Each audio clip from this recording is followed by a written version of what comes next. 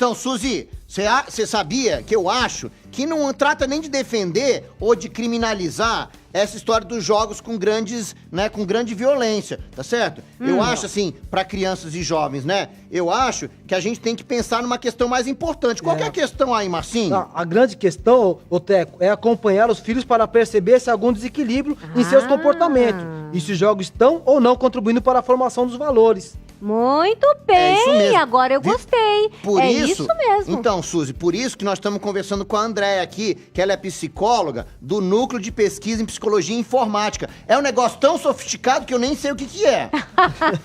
Pois ela vai te explicar. O que é este núcleo, Andréia? Então, o núcleo, na verdade, a gente está sitiado na clínica da PUC de São Paulo e a gente atende todas as demandas referentes a problemas com tecnologia.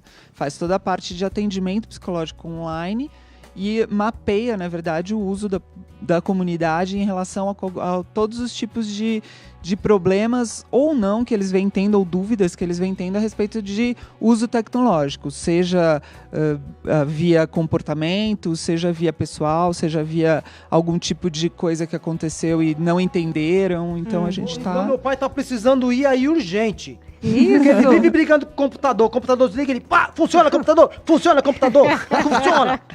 Não, aí ele tá Eu acho que na verdade é o seu computador que novo. precisa ir lá, então. Tem que ser. Agora, voltando. Suzy, Sim, deixa eu fazer uma querido. pergunta. Vamos lá. Me diz uma coisa, você acha que a família precisa ter um olhar cuidadoso, né, com o filho? Porque assim, eu acho que muita família, né, eu vejo com meus amigos assim, que eu falo assim, ele é violento porque ele fica jogando videogame. Eu falo assim, mas eu jogo videogame também e não sou violento. Não? Será que não tem um pouco da família que tem que se envolver? Será? Então, tem que ver se ele é violento porque ele tá jogando videogame ou porque, de certa forma, aquele videogame tá entrando naquele núcleo familiar como, deixa ele no videogame que ali ele fica quietinho. Existe uma diferença muito grande entre você acompanhar o uso que seu filho faz do videogame, usando esse videogame como entretenimento, e você dizer, putz, hoje eu tô cansada, não quero ver essa criança, então eu vou deixar ele no videogame. Porque eu não tô com paciência, eu não tô com vontade, eu não tô com saúde, ou trabalhei muito, ou tenho outras coisas pra fazer e ele fica me incomodando. Então eu coloco ele ali porque ali ele fica quietinho. Como se fosse Crianças uma muito babá. pequenas não podem ficar no videogame durante muito tempo. Crianças Perfeito. entre 4 e 12 anos elas têm uma dificuldade até às vezes de piscar. Porque elas se super atentam naquele negócio e esquecem até de piscar. Se a gente for pensar, o mecanismo do controle neurológico, ele só vai estar totalmente maduro em volta dos 20, 25 anos. Uau. Então, antes dos 20, 25 anos, a pessoa não percebe, a criança e o adolescente não percebem que eles estão fazendo um uso excessivo, que eles estão passando ali mais tempo do que deveriam. Por quê? Porque não existe uma maturidade dentro do cérebro para que diga para eles, opa, sai daí. Então precisa do adulto presente, do educador, do pai e da mãe ali presente pra falar, opa, tá na hora, sai daí. Ô, Andréia, Oi. o Teco tem esse problema, ele não consegue piscar. Pisca aí, Teco. Não consegue mesmo. Tá difícil. Exatamente, né? E tem uma outra questão, André, que eu vejo que constantemente os pais acabam substituindo as saídas dos filhos por ficar em casa jogando, até interagindo com outros jovens, em decorrência da segurança. Então, optam em manter os filhos dentro de casa, nessa parte toda tecnológica, para que eles sejam protegidos da violência aqui fora. Como é que a gente pode ter esse meio termo de maneira saudável? Porque para evitar a violência, deixam os filhos ali muito tempo expostos a todas essas informações. Então, na verdade, a virtualidade ela não é privada. Por mais que pareça ser uma coisa privada, porque está dentro da tua casa, ela é mesmo se falando de games, hoje todos os games têm ligação com a internet e eles entram na rede, eles são públicos. Então você está acompanhando o uso principalmente das crianças menores dentro do game. Gente. É um dos lugares onde os aliciadores mais entram para aliciar crianças. Por quê? Porque os jogos em rede são jogados na internet. Então eu tô jogando aqui e a outra pessoa tá jogando lá no Japão, outro tá jogando meu vizinho, o outro tá jogando na rua de baixo, o outro na de cima. É mundo público. A partir do momento que o jogo está em rede, ou seja, a partir do momento que o jogo está na internet, ele tá jogando com o mundo público. Ele tá jogando com pessoas que ele não conhece, que ele não sabe quem é. e que podem, através do jogo, muitas vezes tentar fazer uma amizade, tentar conversar com aquela criança, e ela tem que estar sabendo o que ela vai dizer, para quem que ela vai dizer. Quero que você fale sobre a prevenção. Eu sou mãe, eu sou pai, como é que eu devo agir para prevenir o meu filho com relação aos jogos? E ter esse contato com terceiros que eles desconhecem. Então, a princípio a gente tem que dividir bastante. A questão até os 11, 12 anos, o controle dos pais é muito maior. Certo. Aquelas crianças acabam ficando ali excessivamente expostas por conta justamente dessa dinâmica familiar. Porque mesmo querendo que aquela criança esteja em casa, você pode oferecer para elas outros tipos de divertimento. Elas podem brincar de esconde-esconde, elas podem jogar um outro jogo de tabuleiro, como a gente estava vendo, elas podem conversar com os pais, elas podem ler um livro ou ler uma revista com os pais, elas podem assistir uma televisão, elas podem diversificar, então, este momento em que elas estão se divertindo. Por mais que para elas a escolha primeira seja o game, faz parte da dinâmica dessa família oferecer para essa criança outras formas de divertimento. Perfeito. Porque se você não começa desde pequeno, ensinar outras formas de divertimento, quando você chegar na adolescência, aos 15, 16, que você já não tem esse controle, ele já está, de certa forma, entendendo que para se divertir ele precisa do game. É a mesma coisa com a alimentação. Se você não introduzir em tenra idade uma série de alimentos, o seu filho na adolescência é que não vai experimentar. Então, experimentar jogos, diversão com a família, em tenra idade, até principalmente essa fase dos 12, 13 anos, é fundamental. Agora, eu queria entrar na fase dos adolescentes, que é a fase que os pais mais relatam extremamente complicada, porque os adolescentes ficam horas, ficam de madrugada, né? Perdem, às vezes, o sábado e domingo inteiro durante a madrugada jogando. Como é que os pais devem agir diante dessas situações? Então, por mais que a criança ou adolescente entenda de tecnologia, ainda quem entende de educação é o adulto presente. Perfeito. Se você vai, de certa forma, permitir que aquela criança esteja ali fazendo esse tipo de coisa, tem que estar atento, tem que estar olhando, tem que estar vendo, tem que estar acompanhando.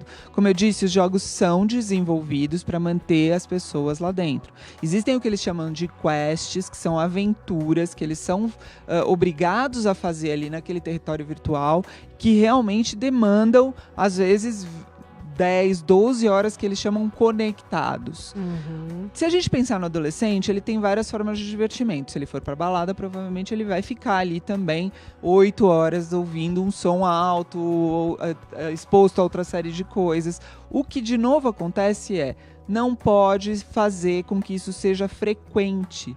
Uma quest, uma vez por mês, uma aventura, um momento em que ele use o lazer dele depois de todas as obrigações cumpridas, e nesse momento os combinados têm que ser cumpridos. Ou seja, dos 11 para frente, principalmente nesse começo que eles começam a brigar pelo território próprio, né, pela privacidade, os combinados têm que ser cumpridos. Se você tem nota baixa, você não tem direito de ir pra balada e você também não tem direito de ficar no videogame. Se você ficou no videogame a noite inteira e no dia seguinte você não estava disposto a ir pra aula, você perde o videogame. Você perde o seu divertimento a partir do momento em que você começa a dar problemas em cumprir os combinados e em cumprir ali, então, aquilo que deveria ser visto como suas obrigações. Nossa, tá perfeita, Andréia. Agora eu queria uma outra situação que também a gente vê no dia a dia. Diante do jogo, o jovem fica tão nervoso quando ele perde, quando cai, às vezes a conexão, joga as coisas no chão, bate porta, xinga. Qual é a melhor atitude de um pai quando percebe essa atitude assim agressiva do filho em decorrência do jogo, onde ou ele perdeu ou teve algum tipo de problema?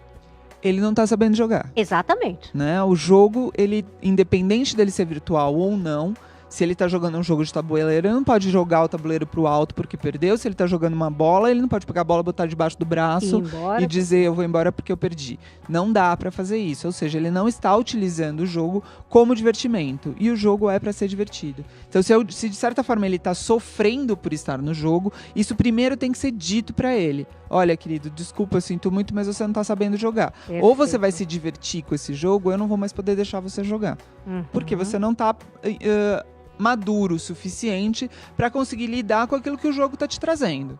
Então se retira aquele jogo, ele volta para uma faixa etária de jogos menor, né? Então ele tá jogando, sei lá, um de 16, ele volta pros de 12.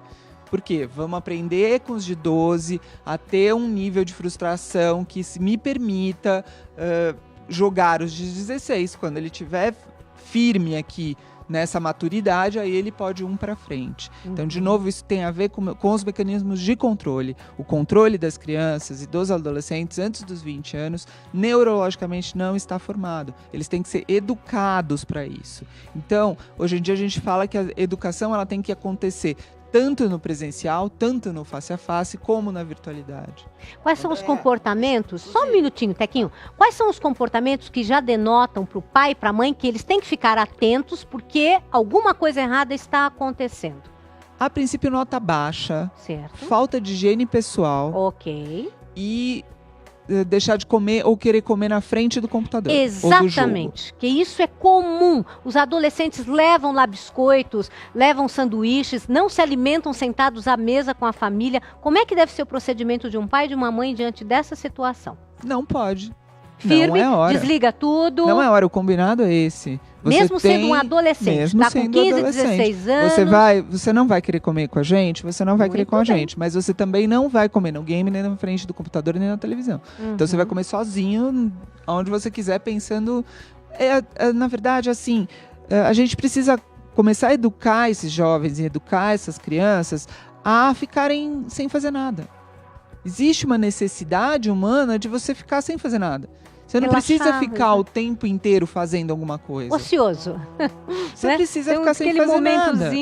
Vamos lá, por quê? Porque você vai crescer, você vai ter que enfrentar uma fila de banco, você vai ter que enfrentar uma espera em algum lugar, e você, nesse momento, vai ter que ficar sem fazer nada. Então, olha aí uma dica. Gostei, André, tá vendo? Gostei. Uma dica. Às vezes os pais mesmo, os filhos estão assim, mais agitados, sentados num restaurante. Quantas vezes eles dão o joguinho para que eles fiquem sentados à mesa? Quando, na verdade, deveria assim, vai ficar sentado na mesa sem nada, conversando com a gente. Interessante, você entendeu? Gostei. Não é? Para eles Legal aprenderem mesmo, né, a esperar. Agora, Teco, você ia fazer uma pergunta. Não, assim, só um comentário que você tá falando aí, Jesus. Você sabe que quando a gente fica um tempo assim ocioso, né? Que minha mãe fala assim, vai brincar com as suas próprias coisas sozinho ali em outra coisa. Aí a gente a gente pensa um pouco na vida, a gente muda um pouco a relação, porque às vezes a gente fica só no videogame, não só no videogame, mas fazendo coisa o tempo todo, né? Sai do videogame, vai assistir um filme, vai não sei o quê. Quando chega no final do dia, a gente olha pra trás e fala assim, o que foi que eu fiz hoje? Que eu nem lembro. E nem sabe se nem consegue contemplar o céu, né? Nossa, já tá de noite. É verdade. Você sabe que isso de contemplar o céu, muitas vezes eu vejo os pais viajando com os filhos,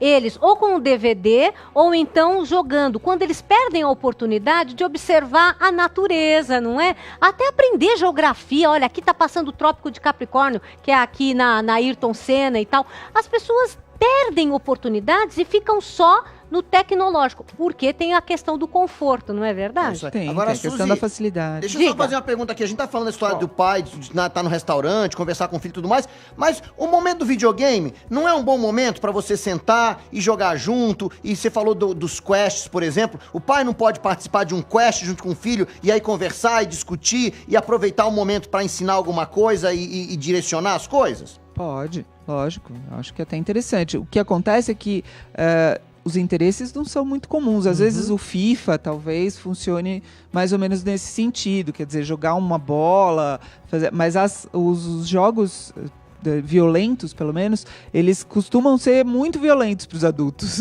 Os adultos costumam não gostar dos jogos violentos, porque a gente vem de uma outra geração em que a gente aprendeu de um outro jeito, a gente viu aquilo como uma coisa muito feia, então a gente não costuma gostar daquele sangue todo, pelo menos é assim que a gente tem visto lá no...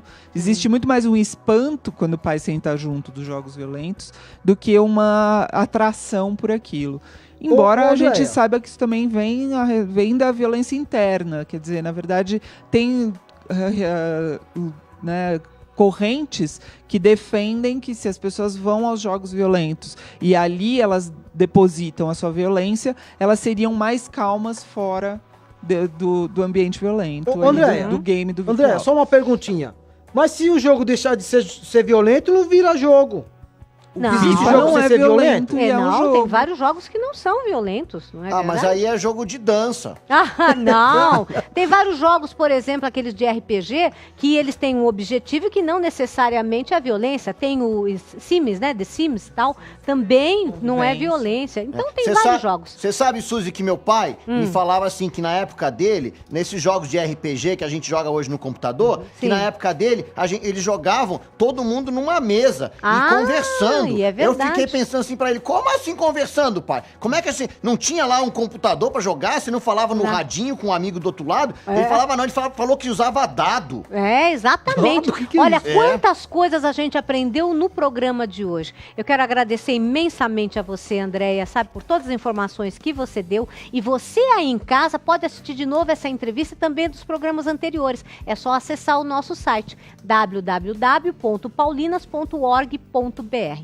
Muito obrigada, viu, Andréia? Obrigada. Vamos voltar mais vezes nesses assuntos. E agora a gente vai rapidinho para o intervalo e voltamos já já com mais dicas de como você pode ter a família mais harmoniosa e feliz. Até já.